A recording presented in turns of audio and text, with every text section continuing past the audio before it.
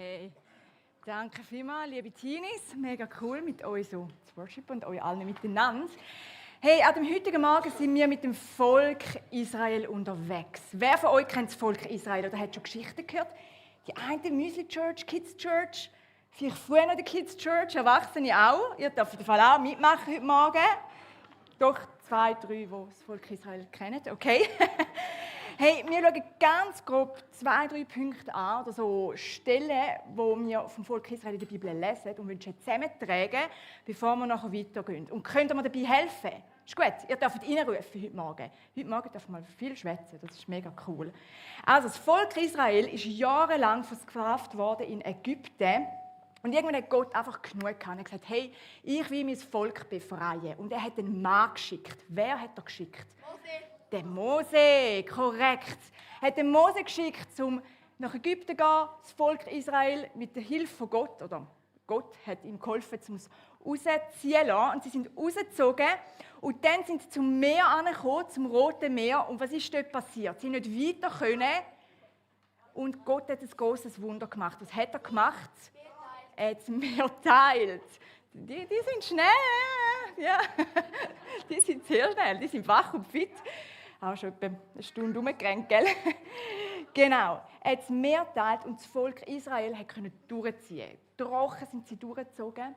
Und nachdem sie durch sind, hat Gott sie immer wieder versorgt. Am Tag hat er eine grosse Wolke geschickt, die vor ihnen voran ist, um ihnen den Weg zu führen. Und in der Nacht hat er auch etwas geschickt. Was war es?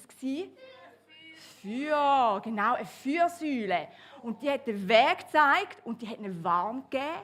Vielleicht haben sie mal etwas grillen bei dem Feuer, habe ich so gedacht. Weißt du, so ein Würstchen. Ich weiß es nicht, das steht nicht in der Bibel, aber das habe ich heute Morgen so gedacht. Oder Marshmallow, vielleicht. Genau, das ist jetzt ein bisschen off-topic.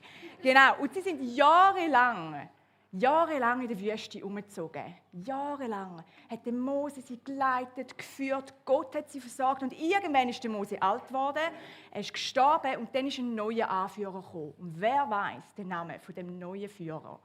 Das ist der Josua war, korrekt, der Josua. Und wisst ihr, was Gott dem Josua gesagt hat, als er eingesetzt worden ist? Er hat gesagt, Josua, bist mutig, bist stark, schau nicht links, schau nicht rechts, schau auf mich und geh voran. Und ich werde euch ins verheißene Land schicken.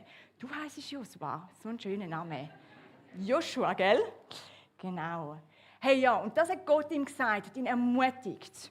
Und dann war es so wie, dass sie am Jordan gestanden sind. Der Jordan, das ist ein grosser Fluss. Und dann hören wir jetzt von der Bettina, wie es weitergegangen ist bei dem Jordan. Genau. Also eigentlich hören wir es gar nicht von mir, sondern ihr seid jetzt alle eingeladen, das mit zu gestalten, mit zu erleben. Und für das brauche ich 15 Leute, ja 15, die hier raufkommen, die müssen nichts schwätzen.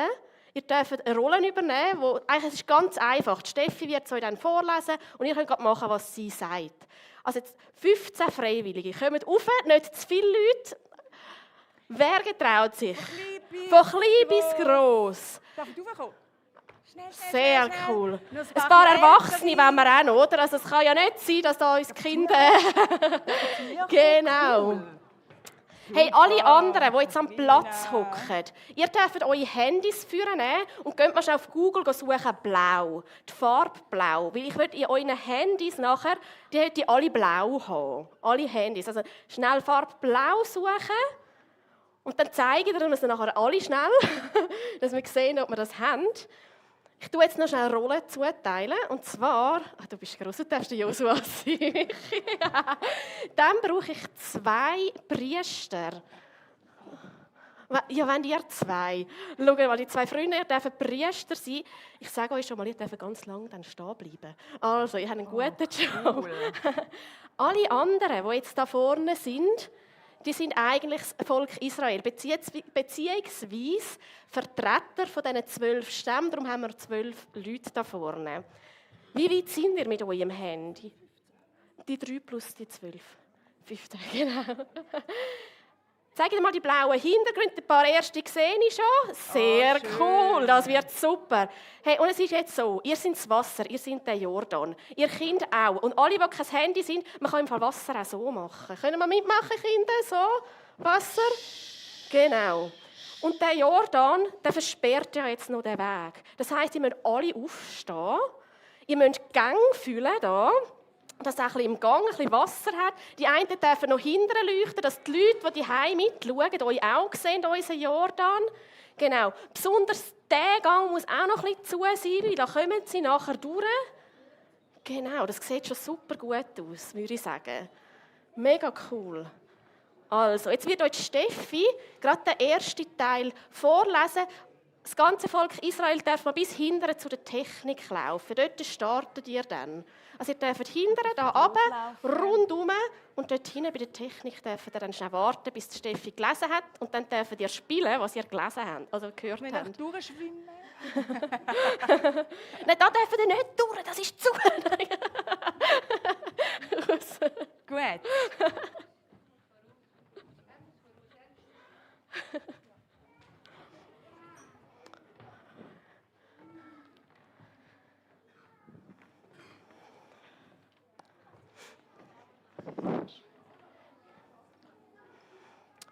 So, jetzt braucht man zuerst mal den Jordan, oder? Also den Jordan, die Handys rauf bitte, ein bisschen wählen. Mit dem ist jetzt hier am Fliessen, der Jordan. Die Israeliten warten schon seit 3 Tagen vor dem Jordan. Gott will den Israeliten zeigen, dass er auch dem Josua beisteht, wie dazumal am Mose. So fordert Josua die Priester auf, nehmt die Bundeslade und tragen sie vor dem Volk her. Sie folgen seinem Befehl. Der Josua hat die Israeliten zusammenkommen lassen und ruft ihnen nochmal zu. Hey, hört, was der Herr, euer Gott, euch sagt. Ihr sollt wissen, dass der lebendige Gott bei euch ist. Schaut, da ist die Bundeslade, wo Gott gehört und ihm gehört auch die ganze Welt.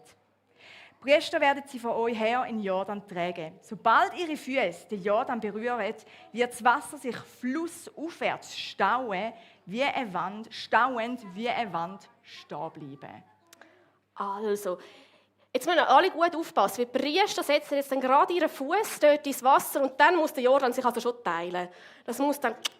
Also hinterher schauen, lieber Jordan, wenn die Priester dort den Fuß in euch einsetzen, dann dürft ihr euch teilen. Wow. Die Priester, ihr dürft dort hinten warten, bei den Steinen hinein, und das Volk darf durchlaufen. Genau, mit dem Josua. Der Josua geht voraus. Und die Priester bleiben dort, dass der Jordan gestaut bleibt. Genau.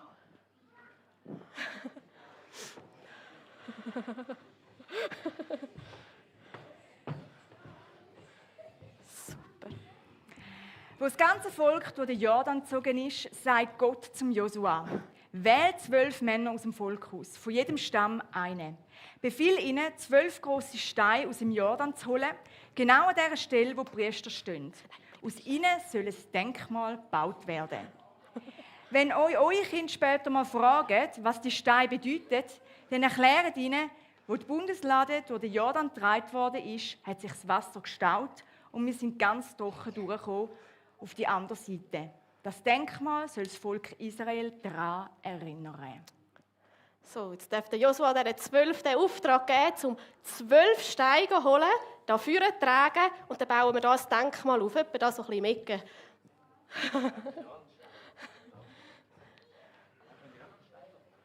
Es sind mega schwere Steine, also da brauchen Sie vielleicht auch ein bisschen eure Unterstützung. Genau. Die starken Männer und Frauen, beziehungsweise Männer.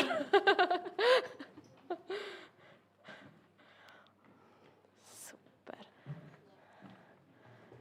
Schau mal, dann dürfen ihr das Denkmal anfangen zu bauen. Vielleicht zuerst die grossen Steine unten.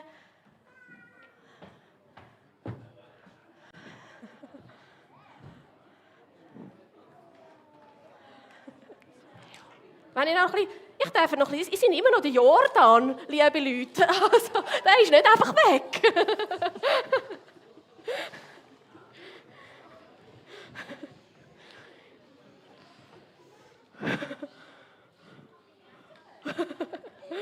So gut.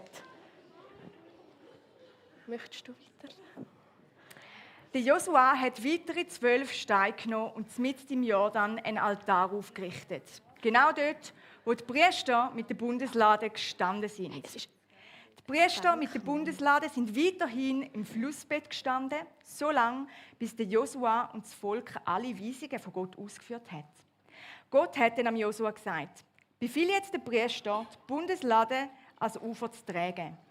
Der Josua fordert die Priester dazu auf und sie sind mit der Bundeslade aus dem Jordan gestiegen. Sobald ihre Füße das Land berührt haben, ist strömendes Wasser mit gleicher Gewalt wie vorher zusammengeflossen bis zum Uferrand. Genau, also der Josua darf jetzt unsere Priester dort holen, baut noch schnell den Altar auf und sobald der Josua und die Priester auch wieder da vorne sind, strömt das Wasser zusammen. Josua, du darfst die Priester holen und einen Altar bauen. Ja.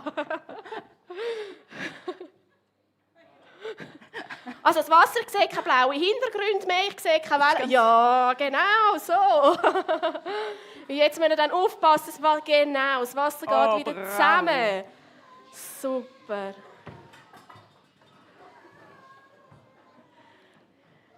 Mega cool. Hey, danke euch allen vielmals am Platz. Ihr dürft Platz nehmen. Gebt doch diesen mutigen Schauspielern da noch einen grossen Applaus. Danke vielmals. Sind ihr da dabei gewesen? Ihr dürft auch wieder hinhocken. Ihr könnt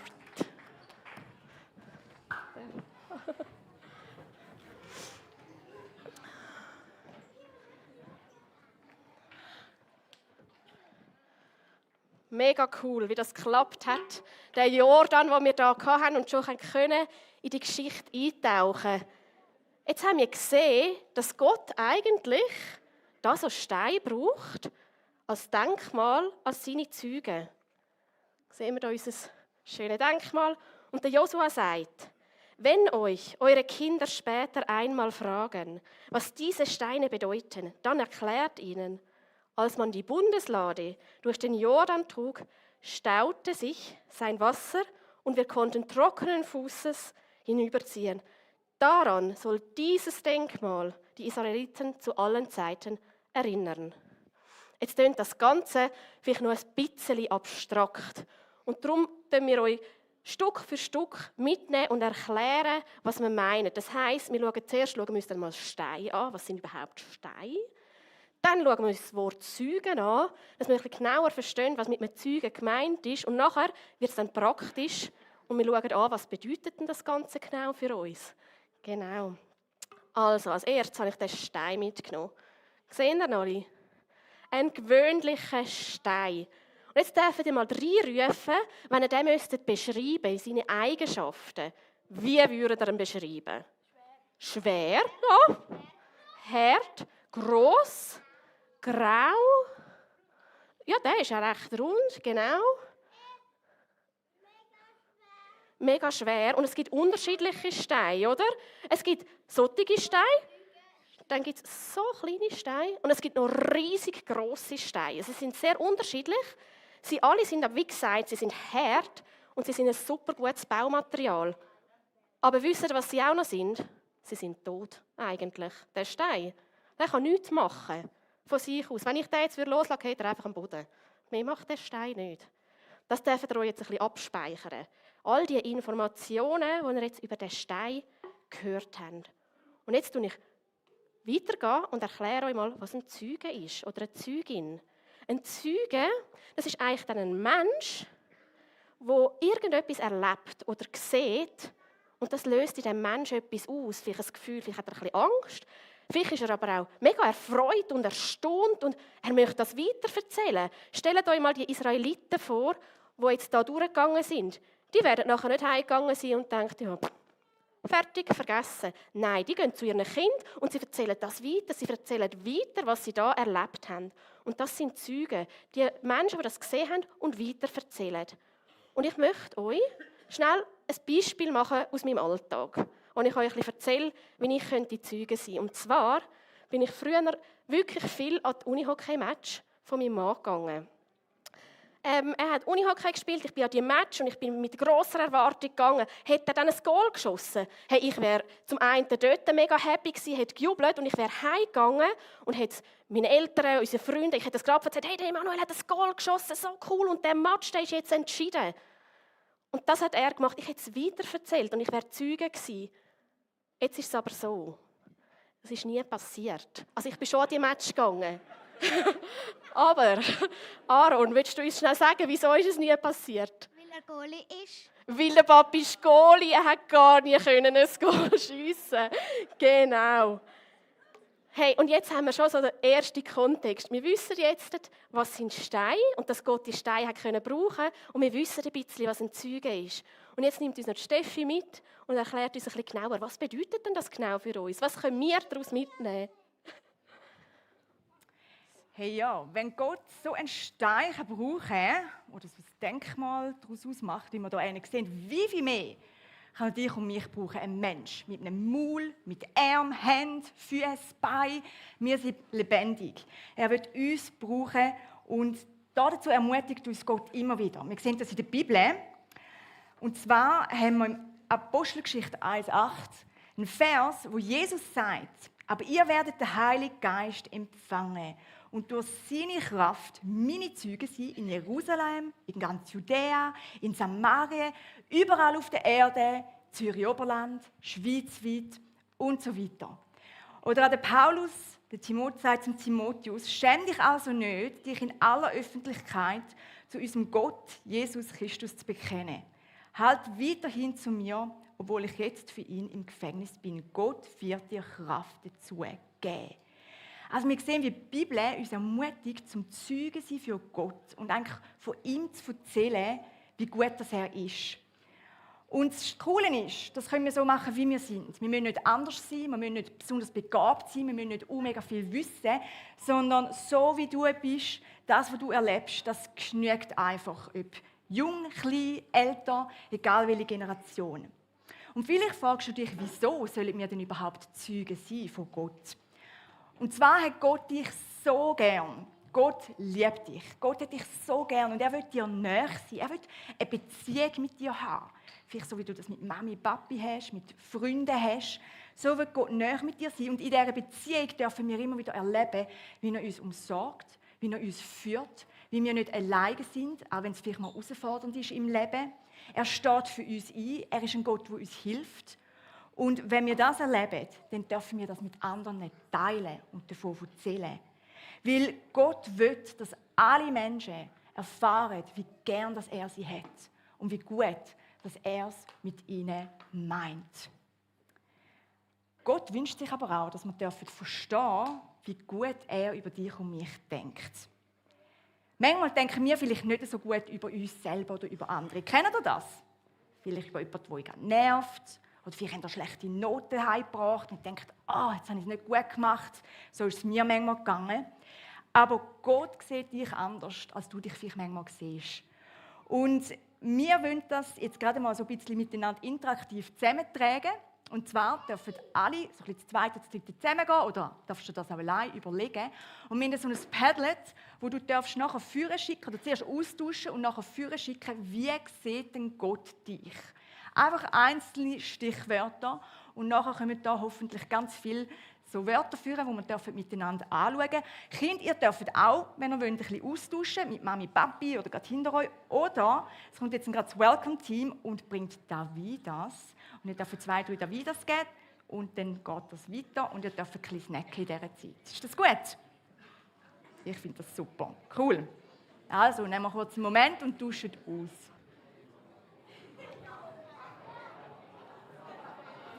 Oh, das kommt schon zusammen. Ich gehe da ein bisschen aus dem Weg. Was haben wir da?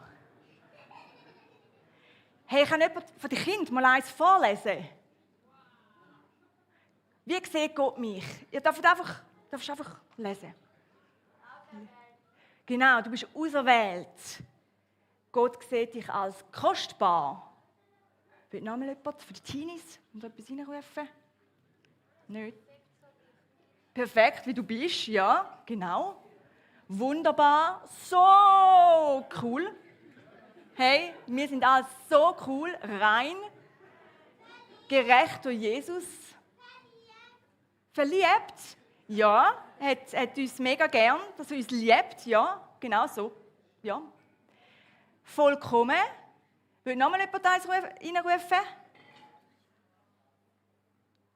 Tochter, fröhlich, lustig. Ja. Klein. Die einen sind gross. Hey, genau. So viele gute Sachen, die da stehen. Oder?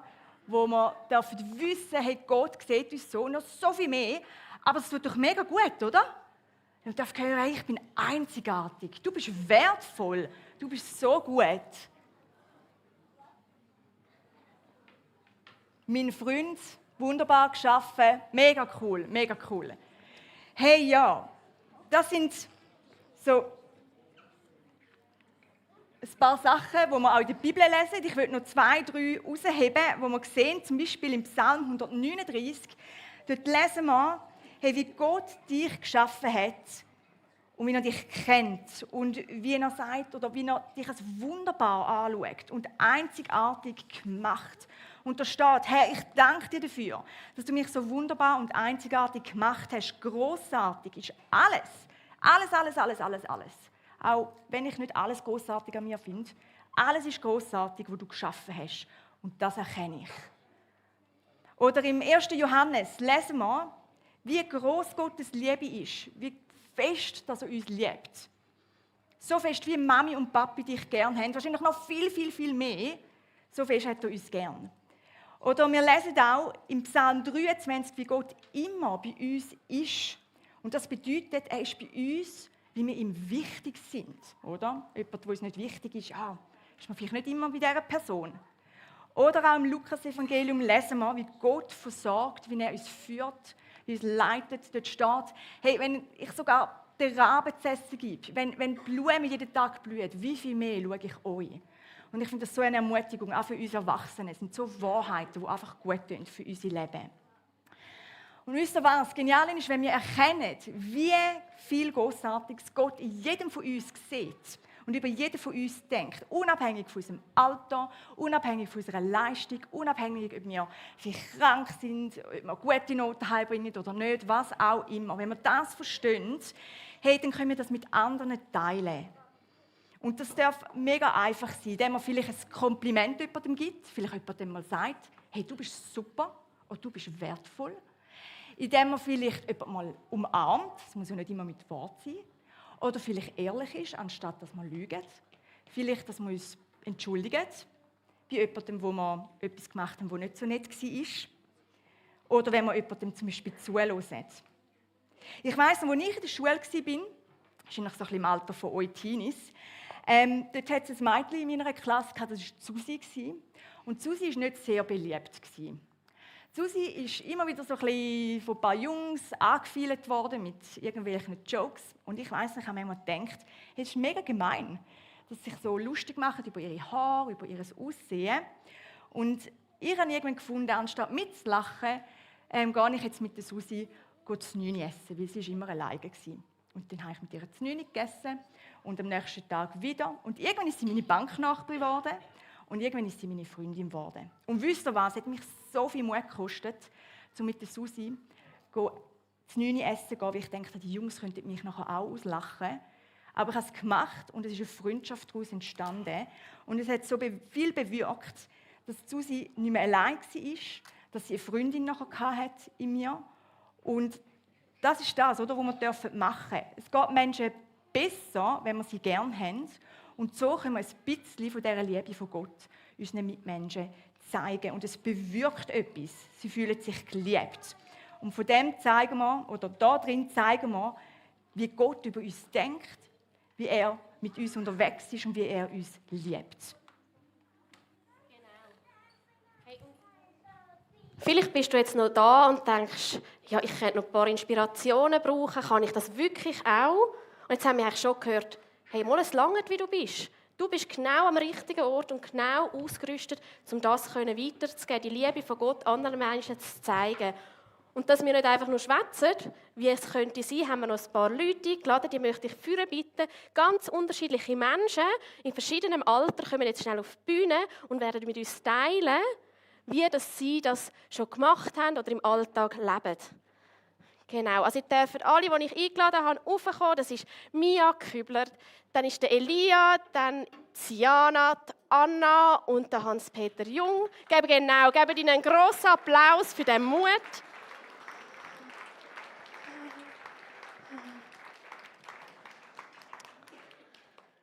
Hey, so schön sind ihr da. Sind ihr heute schon Zeugen, durch das, dass ihr da hockt? Und ich habe sie gefragt, ob es dann eine Gewohnheit gibt oder vielleicht ein Erlebnis, wo sie schon mal Zeugen sein für Gott. Und wir fangen gerade mit der Mia an, gell? Willst du mal schnell erzählen, wie du das machst? Also im Kinski habe ich mal gesehen, dass andere Angst hatten, bin ich mit ihnen Spiele spielen oder sie trösten. Genau, super, mega schön. Und da hast du ihnen helfen, dass sie die Angst ein bisschen überwinden können. So cool. Und Elia, du willst auch uns weiter erzählen, gell? Also für mich ist das, dass man zum Beispiel in der Schule sagt, dass man an Gott glaubt und was man so in der Kirche macht. Genau. Darf Anna noch weiter erzählen? Danke vielmals, Elia, dass du das in der Schule so sagst. Das braucht nämlich auch viel Mut, gell? Dass man das sagen kann, dass man an Gott glaubt. Das ist mega cool, dass du das machst. Anna, willst du uns von deinem Erlebnis, gell? Erzählst ja, genau. du uns? Ich hatte ein Erlebnis jetzt im Januar. Ich bin auf dem Highway, es war schon Abend, dunkel. Ich war mega müde, es war ein strenger Tag. Und habe das Tram schon verpasst, wo ich eigentlich heimgehen wollte. Wir haben abgemacht mit Freunden und ich wusste, ich bin schon zu spät. Und es ist mir dementsprechend nicht so gut gegangen. Und dann habe ich so aus dem Augenwinkel einen kleinen Bub gesehen. Ich bin so durch die Straße gelaufen, der gebrüllt hat. Und ich dachte, wieder ein Kind, das brüllt, wie man es ab und zu so antrifft. Und ist mir dann plötzlich aufgefallen, dass der ganz alleine dort steht. Kein älterer Teil, der dort ist. Und ich war gestresst, ich wollte eigentlich nur noch heim. Ich wusste, wir haben eben abgemacht. Und irgendwie habe ich gemerkt, dass Gott mich aber zurückhebt und sagt, hey, geh schnell zu dem Bub her und frage, was los ist. Und dann bin ich dort hergegangen. Und es hat sich herausgestellt, dass der Bub alleine gelassen wurde von seinem Papi, weil sie sich gestritten haben. Der Bub wollte nicht den Schlitten tragen und der Papi hat gesagt, den trägst du jetzt, du laufst alleine heim. Und dann ist er halt wirklich ganz alleine dort gestanden und niemand dort gewesen. Und ja, ich habe irgendwie mega die Ruhe und den Frieden, um einfach bei diesem Bub zu sein und warten mit ihm, bis der Papi wieder kommt, obwohl ich gewusst habe, ich müsste eigentlich heimgehen und so. Aber es ist wie einfach mega gut gegangen und ich habe wirklich gemerkt, wie Jesus mir wie in diesem Moment die Ruhe gibt, um für das Kind da zu sein. Und schlussendlich habe ich die Polizei angerufen, weil der Papi nicht auftaucht ist. Und die haben dann gesagt, sie kommen und schauen mit dem Bub weiter. Etwa eine Viertelstunde später ist dann der Papi doch noch auftaucht. Und wir haben das alles wieder mit der Polizei abblasen. Aber ich habe einfach gemerkt, Gott hat mich mega brauchen in dieser Situation. Genau, danke vielmals, Anna, für das Erlebnis. Du willst uns jetzt auch noch ein bisschen erzählen, gell? Ein Erlebnis mit einer Freundin und wie du das einmal lebst im Alltag mit dem Zeugensein für Gott. Siana? Ja, also dort bin ich neu in die 5. Klasse gekommen. Ich habe eine Klasse gewechselt und bin in eine neue Klasse gekommen. Und dann habe ich dort ein Mädchen kennengelernt. Sie ist heute auch da, das ist Amy. Und ich habe mega eine gute Freundschaft mit ihr aufgebaut. Und dann habe ich aber erfahren, dass sie mega fest gegen das Christentum ist. Also sie hat überhaupt nicht gerne so Sachen eben mit Christen und so gehabt. Und dann habe ich ihr versucht, von Jesus zu erzählen, aber ich habe amigs nicht genau gewusst, wie. Weil sie hat so feste Einstellung gehabt, so nein, die Christen. Und dann ist das halt wie auch bei dem geblieben. Und nachher ist sie einmal, das weiss ich noch, ist sie auch zu mir gekommen und hat mir gesagt so, ja, Siana, ich bin in eine hinduistische Kirche reinschauen und es hat mir jetzt nicht so gefallen, aber ich will wirklich alles nehmen, einfach nicht das Christentum. Und dann bin ich mega schockiert gewesen, weil ich habe ihr so viel versucht, von dem Jesus zu erzählen und ich habe gewusst, sie braucht ihn, aber ich habe nicht gewusst, wie. Und dann bin ich in die 6. Klasse gekommen und habe gerade in die TBSU gewechselt. Und dort haben wir am Freitagabend einen Jugendtreff. Und dann habe ich gedacht, ja, ich könnte doch Amy mal einladen. Und das habe ich dann gemacht und sie ist gekommen, sie ist wirklich mitgekommen. Und es hat ihr mega gefallen. Und sie hat unbedingt wieder kommen. Und ich habe gesagt, ja, komm bitte wieder. Und dann ist sie nochmal gekommen. Und nachher hat sie mir an dem 2. Abend, bevor wir heimgehen wollten, ist sie zu mir gekommen und hat gesagt, Jana, ich möchte auch zu dem Jesus. Und ich bin mega schockiert, aber voll im Guten. Ich habe mich so gefreut für sie und habe ihr voll auch geholfen, habe mit ihr gebetet. Und nachher auf dem Heimweg habe ich mir aber nochmal so gedacht, so, ja, ist das jetzt echt ein Witz gewesen? Weil eben, es ist so fest davon überzeugt, dass das alles mega blöd ist und so. Und ja, jetzt ist sie mega krass in einer Beziehung zu Gott und sie sitzt jetzt mit auch da. Ja. Mega cool. Danke, Diana, zum Teilen. Und auch mega schön bist du jetzt da, Amy.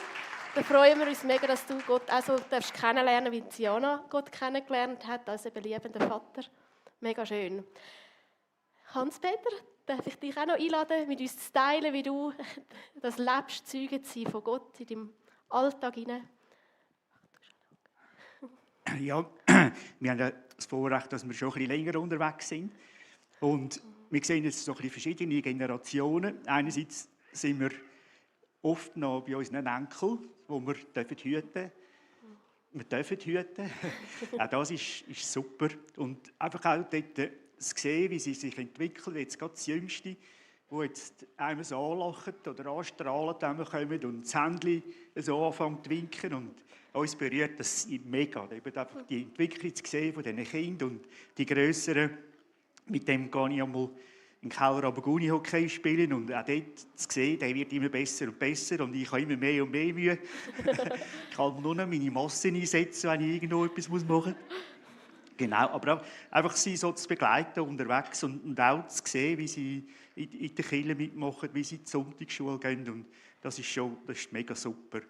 Und das Zweite ist, was wir auch noch machen dürfen, so ein bisschen im Zusammenhang mit 60-Plus haben wir so 4 Anlässe im Jahr und jetzt merkt man dort, wie die Beziehung immer besser wird, eigentlich untereinander und sie sich öffnen und wir kommen das und dort ein bisschen mit über und haben jetzt uns auch vorgenommen, da mehr Zeit zu investieren, auch Besuche machen, dort, wo es nötig ist, oder die Leute mal umchauffieren, dort, wo Not am Mann ist, oder in der Klinik besuchen und so weiter.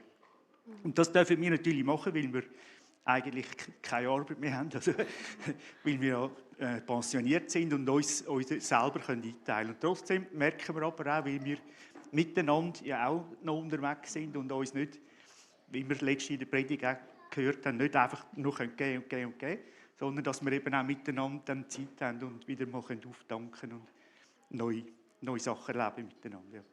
Danke vielmals.